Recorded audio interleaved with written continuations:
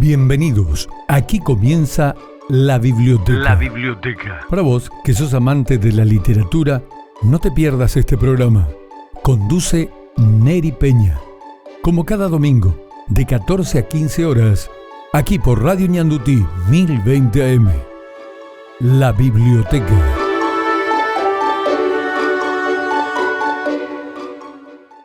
Tenemos de invitado al doctor Alfredo Boxia Paz. Amengo Boxia nos va a hablar de la novela de los Barrett. Y quiero que, por favor, escuchen esta aclaración que se da. Dice, aclaración liminar. ¿Por qué? Porque el título de este libro podría inducir a confusiones sobre su intención. No se trata de una puridad de una novela, sino de un ensayo histórico sobre las vidas de 4 personas de la misma familia que atraviesan todo el siglo XX de una Latinoamérica convulsionada. 2 varones y 2 mujeres.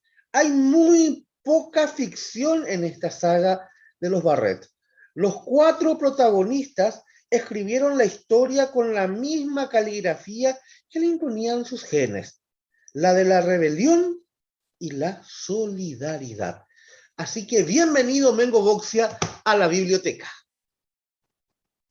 Hola, Neri. Un gusto estar contigo, con tu audiencia en este programa tan interesante tuyo. Los que nos están siguiendo a través de las redes sociales, por Facebook, YouTube o por el diario digital de Ñandutí, van a poder ver la portada, la novela de los Barrett. Así que un material muy, muy importante. Estuve leyendo el libro y quiero ir por parte. Empecemos con el padre, o que sería el abuelo. Así es, Neri. En realidad, si bien no se trata de una novela, la historia de estas 4 vidas, de estas 4 generaciones de los Barrett, a veces tiene más peripecias y más vueltas de la vida que una novela literaria. Porque vaya que les han pasado cosas a los Barrett desde comienzos del siglo pasado hasta hoy, hasta el día de hoy. Atravesamos todo el siglo XX y buena parte del siglo XXI contando las historias del abuelo Rafael, llegado aquí en 1904, de su hijo Alex, de su nieta Soledad y de su bisnieta Ñazainde. 4 generaciones de Barrett que estuvieron de alguna manera marcados por el Paraguay. Los 4 tienen el sello de trasladarnos a la historia paraguaya de un siglo. Y como dijiste, todo comenzó con la venida casi casual al país de Rafael Barrett. Algunos dicen Barrett por una cuestión fonética, pero siendo él hijo de un capitán inglés, el apellido obviamente es anglosajón, debería ser Barrett. Vino en 1904 acompañando a la revolución de ese año, y entró por Villeta como corresponsal de guerra de un diario argentino. Claro, justamente en la página 19 del libro, a Rafael en busca de sí mismo. Y empieza con Villeta, fue 25 de agosto de 1904. ¿Qué hacía este joven español de 20 y tantos años en Villeta acompañando a un grupo de una expedición revolucionaria? Además era un hijo de una familia patricia, de una familia casi diría noble de España. Tenía un muy buen pasar, estudios universitarios, sabía muchísimo de ingeniería, de agronomía, de matemática, de agrimensura. Le gustaban las letras, se vinculaba con el mundo cultural de Madrid. Pero sin embargo, una serie de circunstancias lo decepcionaron de la vida y como tantos otros compatriotas de su época, decidió hacer las Américas, como se decía antes, inmigrar y comenzar una nueva vida en ese nuevo territorio en donde tantos migrantes españoles, italianos y europeos en general vinieron.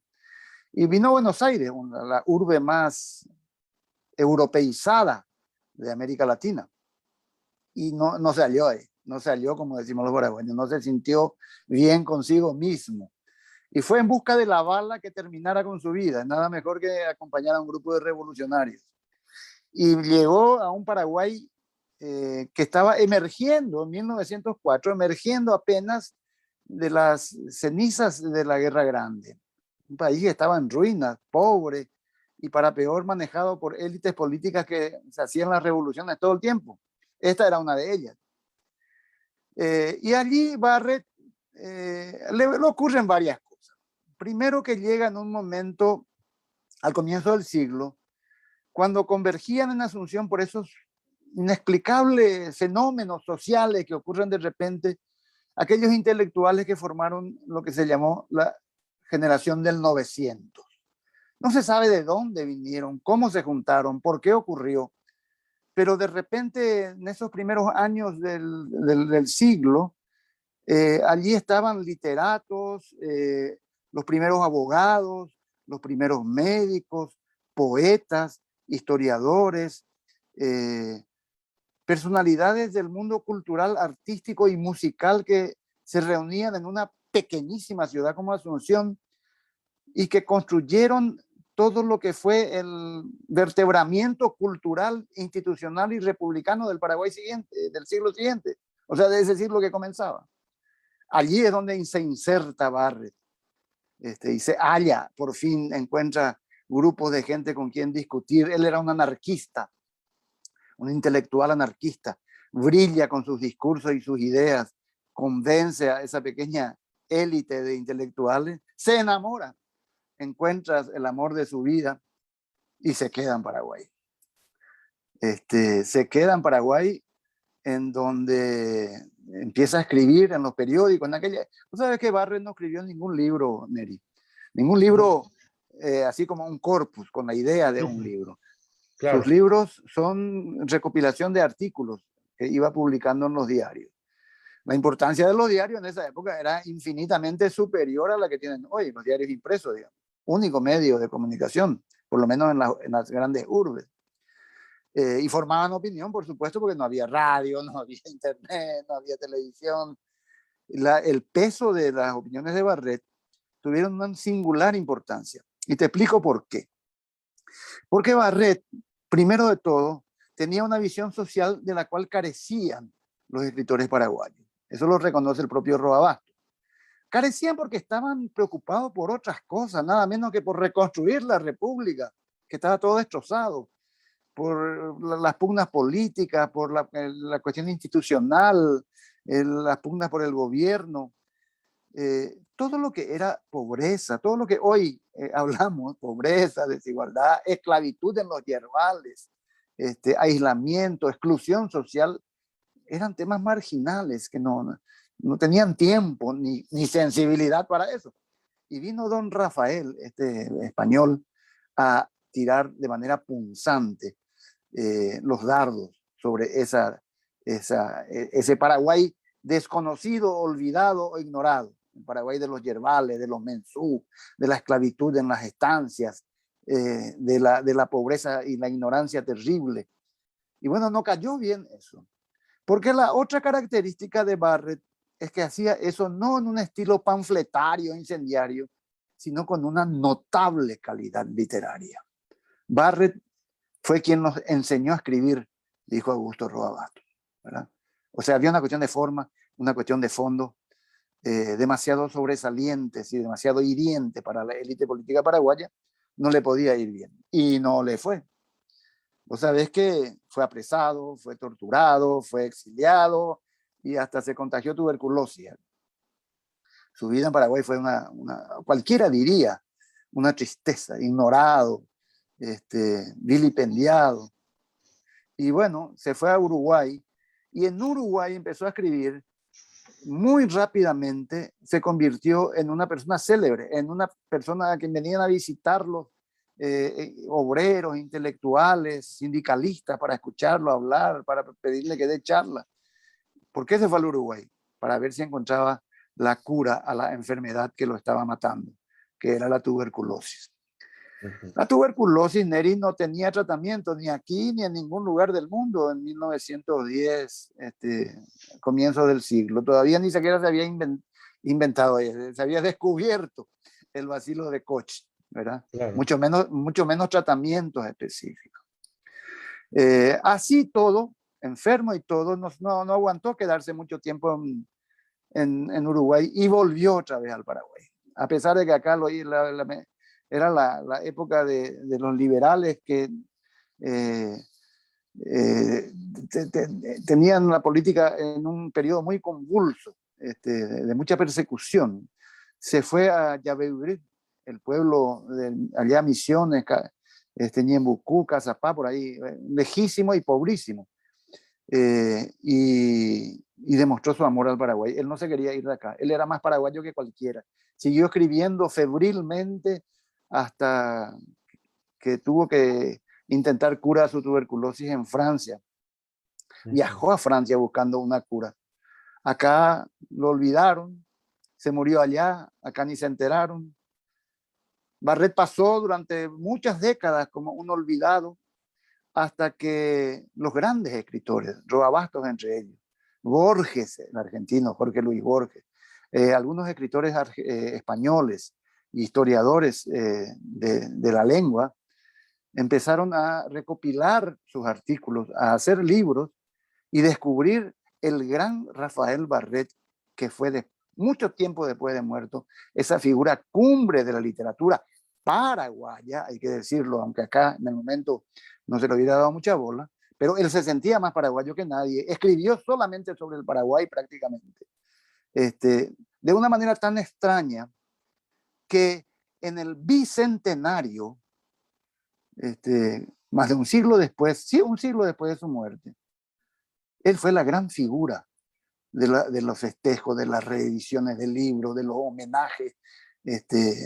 Si Rafael Barret, que murió en la soledad y en la pobreza, hubiera sabido que 100 años después lo iban a reconocer como lo reconocieron en Paraguay y en el mundo entero como el gran escritor de comienzos del siglo, se hubiera sentido muy contento.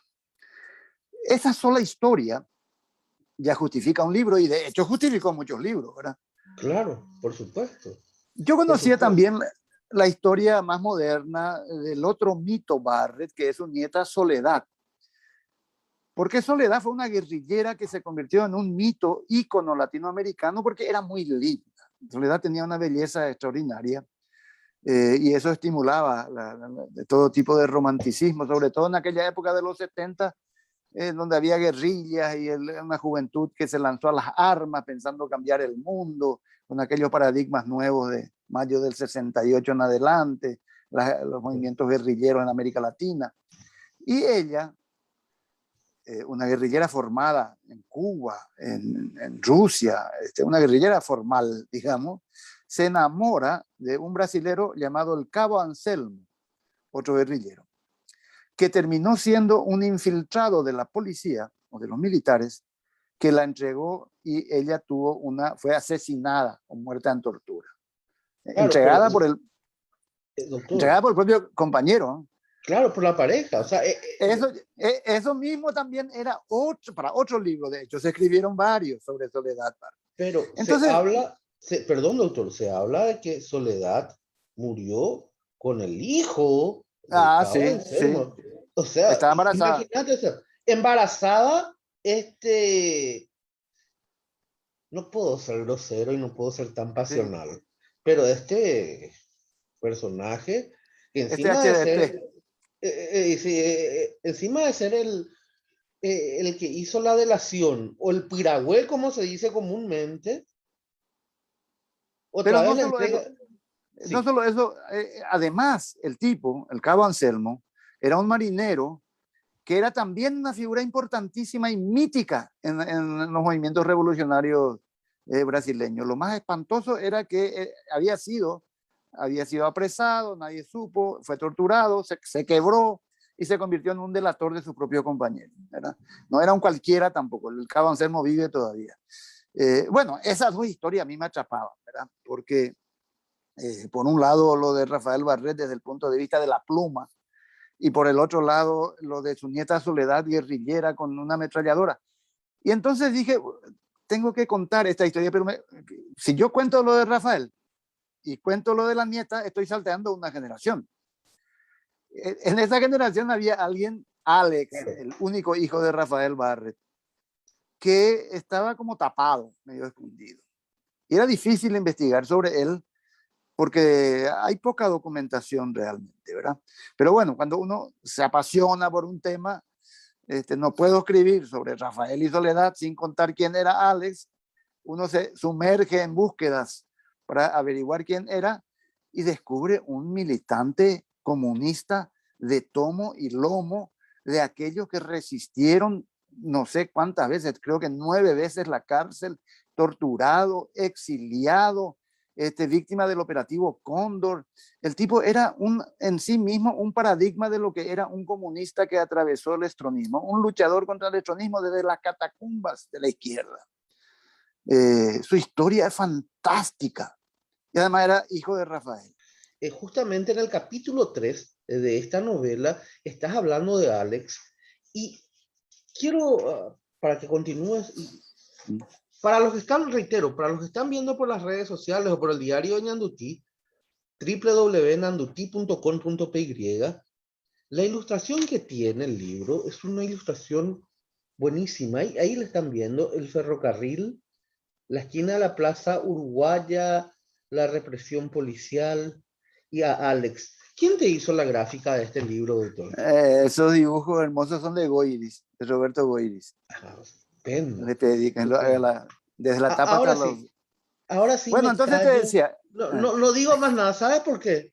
Me están escribiendo, están viendo, ya hay personas que están viendo a través de la transmisión directa, ya me dicen callate, déjale hablar al entrevistador. Me callo. Adelante, bueno, doctor. Estamos hablando de Alex Barrett, hijo de Rafael Barrett. Rafael Barrett, la gran figura, el español que vino acá, entregó su vida a la cuestión social del Paraguay y escribió los libros que hoy recopilan toda su producción periodística y que tan importante fue en la formación de los escritores paraguayos y de la conciencia social que hubo sobre los mensús, sobre todo. Alex, entonces, tiene una historia también particular porque se queda en la pobreza la esposa de la viuda de Rafael Barrett, con un nene de 3 años, 4 años. Pero tenían familiares, era con un poco más de dinero, los Audiver, los Viedma, la familia Maíz, de los familiares del obispo Maíz. Y entonces más o menos le ayudaban. Pero para asegurar la formación de Alex, ella lo envía a estudiar a la escuela de la Marina Argentina. Va a estudiar a una escuela de la Armada Argentina. Y bueno, era una contradicción en sí mismo. Esto no se entendía como un pacifista, un anarquista. Como Rafael Barrett, si hubiera estado vivo, no hubiera aceptado que su hijo vaya a estudiar para ser militar. De hecho, él llega prácticamente a graduarse, pero en el momento de la graduación se niega a recibir la bandera argentina y renuncia a recibir el título de marino. A pesar de que era muy amigo de Isaac Rojas, un almirante, un golpista muy derechoso, que tuvo una importancia política en la vida argentina en los años siguientes, contra Perón sobre todo. Y no, Alex decide volver al Paraguay. Después los marinos tenían una muy buena vida en Argentina, tenían un rango, un estatus social importante, tenían buenos sueldos y además tenían prestigio. No, él decide volver otra vez acá a la pobreza de Yabebirí, Areguá, y se mete a militar en el Partido Comunista Paraguayo. Lo cual toda la vida fue peligroso, pero sobre todo en aquella época en que estaba por llegar el estronismo, era Morínigo y después Stroessner, venían periodos autoritarios. Por supuesto se fue preso, terminó exiliado en Argentina, volvió clandestino. Allá por el 62 no aguantó más y se mandó mudar con toda su familia, que no era pequeña, porque sí que tenía 10 hijos, a la Argentina, a Montevideo. van a Montevideo cada uno a recomenzar su vida como podían. La más chiquitita era una nena que se llamaba Soledad. Soledad, cuya historia voy a contar brevemente enseguida porque quiero continuar con la historia de Alex. Alex sigue en Montevideo y su casa se convierte en un amparo y reparo de todos los exiliados, que eran muchísimos en aquella época posguerra civil del 47, de paraguayos de opositores a Stroessner, que ya se estaba consolidando. Y se queda allí una década, una referencia importante de la oposición paraguaya, pero en la década siguiente del 70, ¿qué ocurre? La dictadura no existía solamente ya en Paraguay, sino en todos los países. 20 de 22 países de América Latina tenían dictaduras militares de derecha. Y particularmente en el Cono Sur se había estructurado una alianza clandestina de militares llamada Operación o Plan Cóndor, por lo cual los militares se transferían información, intercambiaban presos, hacían operativos conjuntos, no había frontera para ellos. Ahí están muchos de los miles y miles de desaparecidos de la década del 70. Entonces, desde ese momento, Montevideo dejó de ser un lugar seguro. No había más fronteras para la represión. Era aquella época en que Goiburu, por ejemplo, se exilió en la Argentina, se fue ahí a la frontera de Posada, le dijeron, no, en la frontera del Paraguay no, porque te van a secuestrar. Se metió allá a Santa Fe, en Entre Ríos, y lo mismo lo secuestraron, y lo mataron, y lo desaparecieron. Entreviendo eso, Barrett decide hacer un exilio Yoá. Se convirtió en un exiliado Yoá.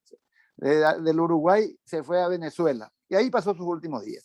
Murió sabiendo que su hija Soledad había desaparecido también.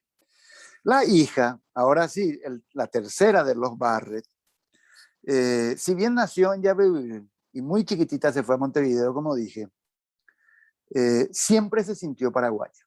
Siempre se sintió paraguaya, a pesar de que pasó la infancia en Uruguay. A los 15 años ya militaba en el Partido Comunista Uruguayo. La secuestraron a la salida de una casa en un barrio de Montevideo unos jóvenes de ultraderecha nazi. La subieron a un auto y le marcaron con navajas esvásticas en la parte anterior de ambos muslos. Una esvástica que tuvo de por vida, tuvo la marca. Ella era una nena hermosa, muy linda. Bueno, se convirtió en una militante que tenía la revolución como eje de su vida. Se fue a Moscú, se fue a Cuba. En Cuba se casó con un guerrillero brasilero, porque Cuba era una especie de refugio y escuela para los guerrilleros de toda Latinoamérica. A Cuba iban a hacer sus iniciación de sobrevivencia en la selva, de lucha urbana, guerrillera, etc. Bueno, Soledad era muy buena en eso. Y con ese militante brasileño, ella tiene una hija. Y a esa hija le pone el nombre Ñasaínd, una palabra impronunciable para los cubanos, ¿verdad? Y además sin significado para ellos, para demostrar que ella se sentía paraguaya. De otro modo no le iba a poner un nombre con una voz guaraní a su hija, Ñasaínd, que ya no nació en Paraguay, siempre a su vez se vio vinculada al país por la historia de su abuelo, por la historia de su bisabuelo, de su abuelo y de su madre. Claro. Pero ya hablaremos de Ñasaínd, porque la historia de Soledad es fantástica, fantásticamente trágica. Porque finalmente allá por el 73 deciden volver al Brasil y ocurre lo que ya comentamos, ¿verdad? Fue traicionada por su propio amante o pareja, porque ella vuelve al Brasil tratando de saber qué le había pasado al esposo, que había vuelto al Brasil antes que ellos. Era uno de esos operativos de vuelta de los guerrilleros que nunca dio resultado ni en Brasil ni después con los montoneros argentinos. Siempre fue un desastre. Porque los policías, los militares terminaban infiltrando al grupo y descubriendo quiénes eran y dónde estaban, ¿verdad? Y matándolos a todos. Bueno, tratando de saber qué pasó con el esposo, descubre que se había muerto, que lo habían ejecutado. y termina enamorándose del famoso Cabo Anselmo, que como te dije es una figura importantísima de la historia de la revolución de izquierda brasileña. Y el Cabo Anselmo la traiciona y es asesinada en Recife con otros militantes, siete u ocho militantes, y el cuerpo desaparecido hasta hoy. Y bueno, convertida ella en un mito en sí mismo, en Uruguay y en Brasil, mucho menos en Paraguay, donde aquí hablar de esos temas era imposible hasta la caída de Stroessner.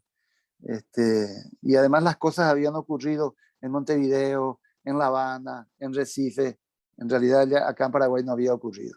Si bien cuando yo busco en el archivo del horror información sobre ella, encuentro que la policía paraguaya estaba muy bien enterada de las andanzas de Soledad, gracias a esa vinculación extraordinaria que tenían las inteligencias militares de la época del operativo Cóndor. Bueno, queda Ñazaindú, el papá muerto en la guerrilla, la madre muerta en la guerrilla en el Brasil. Ella quedó al cuidado de una brasileña, guerrillera también, que tenía su propia historia fantástica. También su esposo había muerto, el hijo estaba torturado y preso, también se refugió en La Habana y tenía otros hijos. Y a Damaris, así se llamaba, le dejan al cuidado la chiquita Ñazaindú. Y Damaris, una morocha, una mujer afrodescendiente, analfabeta, pero con una formación política extraordinaria, la cuida, la hace una hija más. Y de hecho, Soledad la tiene a Damaris como su madre, sabiendo que ella no es la madre. Y cruza toda la infancia y la adolescencia con ese conflicto de ir sabiendo de a poco que la madre la había abandonado para sumarse a la guerrilla, que en algún momento de su vida la revolución fue más importante que su propia hija. Un conflicto que en la adolescencia es un problema, como te imaginarás, gigantesco. Y claro, allá por mediados de la década del 80, cuando se da la apertura política en Brasil, ellos logran volver al Brasil con Damaris. Damaris la madre postiza, digamos, pero que era su madre de sentimiento.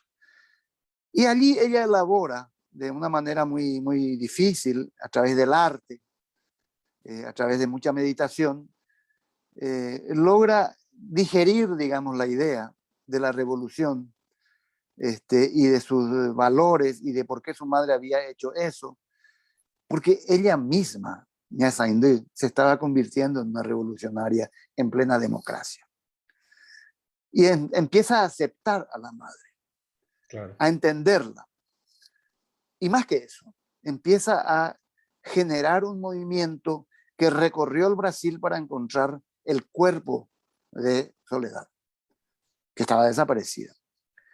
En esa búsqueda se encuentra con sus parientes del primer esposo, el que había muerto también, y con ellos hace una búsqueda gigantesca, terminan descubriendo un montón de desaparecidos, no a Soledad, que fue enterrada en una fosa común que después no hubo forma de identificar los huesos, y por el camino Neri se va convirtiendo en una artista importantísima, una poetisa, una mujer que lucha por la cuestión ecológica, que hizo teatro, hace escenografías, pintora, una figura importante del arte brasileño.